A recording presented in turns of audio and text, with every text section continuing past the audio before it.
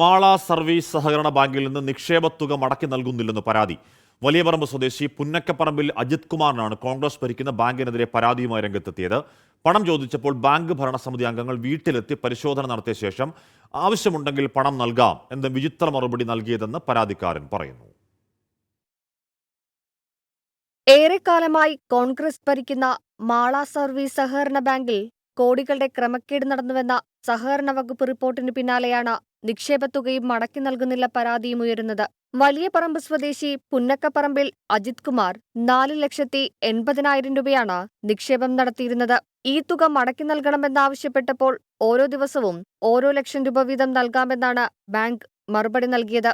3 ലക്ഷം രൂപ അങ്ങനെ മടക്കി നൽകി ബാക്കി തുക ചോദിച്ചപ്പോൾ വിചിത്ര മറുപടിയും. 3 ദിവസം 1 ലക്ഷം രൂപ വെച്ച് തന്നിരുന്നു. 4ാമത്തെ ദിവസം ചെല്ലുമ്പോൾ അവർ പറഞ്ഞ് ഒരു അപേക്ഷ വെക്കണം, നിങ്ങളുടെ വീട്ടിൽ വന്ന് കമ്മിറ്റിക്കാർ വന്ന് നോക്കിയിട്ട് നിങ്ങളുടെ ആവശ്യം ജനുവനാണെങ്കിൽ മാത്രമേ പൈസ തരാൻ പറ്റുള്ളൂ എന്ന് പറഞ്ഞ് മടക്കി അയച്ചു. ഞാൻ ഇതുവരെ അപേക്ഷയൊന്നും വെച്ചിട്ടില്ല, പിന്നെ എന്താ ചെയ്യണമെന്ന് ആലോചിച്ചുകൊണ്ടിരിക്കുകയാണ്. ബാങ്കിൽ നിന്ന് നിക്ഷേപങ്ങൾ പിൻവലിക്കാനെത്തുന്ന നിരവധി പേരാണ് പണം ലഭിക്കാത്തതിനെ തുടർന്ന് പരാതിയുമായി രംഗത്തെത്തുന്നത്. 24 തൃശൂർ. ലോകത്തെവിടെയായാലും ഏത് സമയത്തും 24 വാർത്തകളും ഓഗ്മെന്റഡ് റിയാലിറ്റി പാക്കേജുകളും എക്സ്പ്ലെയിനറുകളും വിശദമായി കാണാൻ ഞങ്ങളുടെ യൂട്യൂബ് ചാനൽ നിങ്ങൾക്ക് സബ്സ്ക്രൈബ് ചെയ്യാം.